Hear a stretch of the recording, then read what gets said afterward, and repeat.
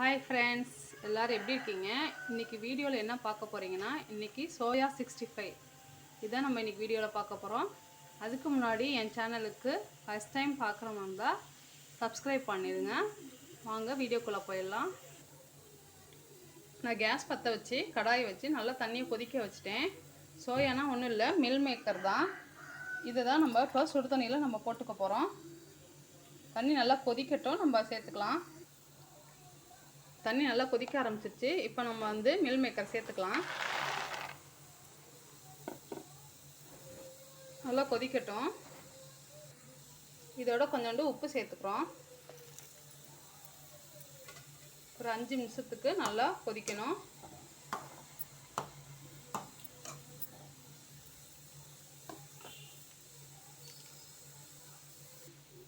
இல்லை, 2 வகை சோயா இருக்குது. ஒன்று சின்னது, இன்னொன்று பெருசு. நான் எடுத்துருக்கிறது வந்து பெருசு எடுத்திருக்கேன்.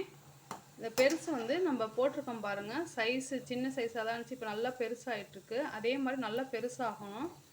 அது முடிக்கும் நம்ம இதை நல்லா கொதிக்க வச்சுக்கலாம்.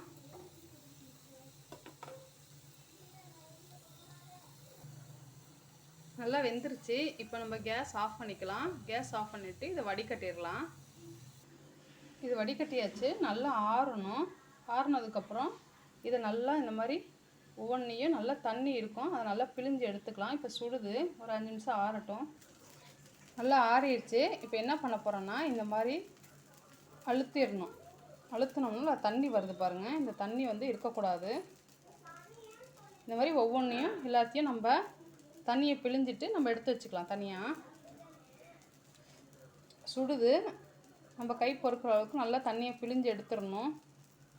இந்த மாதிரி எல்லாத்தையும் செஞ்சிடலாம். இந்த மாதிரி நம்ம தண்ணியெல்லாம் புழிஞ்சு எடுத்துட்டோம். இந்த பாருங்கள், தண்ணி எவ்வளோ இருக்குது பாருங்கள். இது மாதிரி நம்ம தண்ணி எடுத்துடணும் எல்லாத்தையும். இப்போ நம்ம நெக்ஸ்ட்டு சேர்க்கலாம். இஞ்சி பூண்டு சேர்க்கலாம். சும்மா நான் 1 ஸ்பூன் தான் சேர்க்குறேன். உங்கள் காரத்துக்கு தகுந்தாப்பில் நீங்கள் மிளகாத்தூள் எடுத்துக்கோங்க. அடுத்தது கொஞ்சோண்டு நான் மல்லித்தூள் சேர்க்குறேன். இப்போது கரம் மசாலா சேர்க்குறேன். ஃப்ரெண்ட்ஸ், இதோட கடல மாவு, மைதா மாவு, கார்ன்ஃப்ளவர் மாவு எல்லாமே ஒவ்வொரு ஸ்பூன் நான் எடுத்திருக்கேன். பெரிய ஸ்பூனுக்கு இதை அப்படியே நம்ம சளிச்சிக்கலாம். இதோட அந்த வந்து நம்ம சோயா வச்சுருக்கோம்ல, அதோட நம்ம சளிச்சிக்கலாம். இன்னும் நான் உப்பு சேர்க்கலை. இப்போ தேவையான அளவு நான் உப்பு சேர்க்குறேன். நெக்ஸ்ட்டு வந்து ஒன்றே சேர்க்க போகிறேன். நான் கொஞ்சோண்டு 65 மசாலா சேர்க்குறேன். கடையில் விற்க முடியல, அது கொஞ்சோண்டு சேர்க்குறேன். இதோட அவ்வளோதான். இப்போ நல்லா எல்லாத்தையும் கையில் பிசைஞ்சிக்கலாம். இதுலேயே தண்ணி இருக்கும், நம்ம தண்ணி சேர்க்க வேண்டாம். வேணும்னா உங்களுக்கு பத்தலைனா மட்டும் சேர்த்துக்கோங்க. நம்ம அடுப்பு பற்ற வச்சு கடாயை வச்சு எண்ணெய் சூடாக்கிட்டோம். இப்போ இதை வந்து நம்ம பிசைஞ்சிட்டோம் நல்லா. இதை ஊறணும்னு அவசியம் இல்லை. இது நம்ம அப்படியே ஒரு ரெடி பண்ணிவிட்டு உடனே நம்ம நேரடியாக நம்ம எண்ணெயில் பொரிச்சிடலாம். இது வந்து சிக்கன் மாதிரியே இருக்கும் டேஸ்ட்டு. நீங்கள் ட்ரை பண்ணி பாருங்கள், செம்ம சூப்பராக இருக்கும். இப்போ நல்லா எண்ணெய் சூடாகிட்டுருக்கு. நம்ம ஒவ்வொன்றா போட ஆரம்பிச்சிடலாம். கொஞ்சம் கொஞ்சமாக தான் எடுத்து போடணும். இப்போ வந்து அடுப்பை மீடியமாக வச்சுருக்கேன்.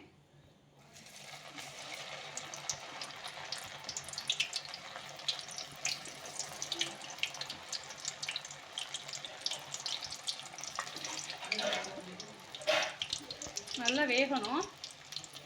பாருங்கள் ஃப்ரெண்ட்ஸ், எப்படி நல்லா சூப்பராக 65 மாதிரியே இருக்குது பாருங்கள். பார்க்கவே சிக்கன் 65 இருக்கும்ல, அப்படியே இருக்குது பாருங்கள். அதை பார்க்கவே சூப்பராக இருக்குல்ல. இன்னும் ஒரு 5 நிமிஷம் தான். இந்த சத்தம் அடங்கிருச்சுன்னா நம்ம எடுத்துடலாம்.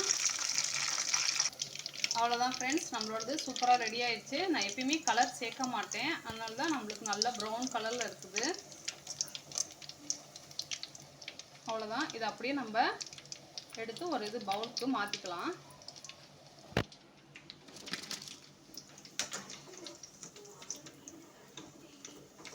இன்னும் கொஞ்சம் எடுத்து நம்ம எண்ணெயில் பொரிச்சிடலாம்.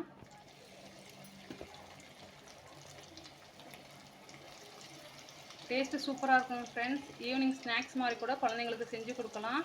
விரும்பி சாப்பிடுவாங்க. அவ்வளோதான் ஃப்ரெண்ட்ஸ், நம்மளோட சோயா 65 சூப்பராக ரெடி ஆயிடுச்சு. நான் ஒன்று பிச்சு காமிக்கிறேன் பாருங்கள். அப்படியே சிக்கன் மாதிரியே இருக்கும் பாருங்கள் பார்க்கும்போது. புரியுதா ஃப்ரெண்ட்ஸ்? சூப்பராக இருக்குல்ல பார்க்கவே. அப்படியே லைட்டாக ஒன்று எடுத்து சாப்பிட்டு பார்க்குறேன்.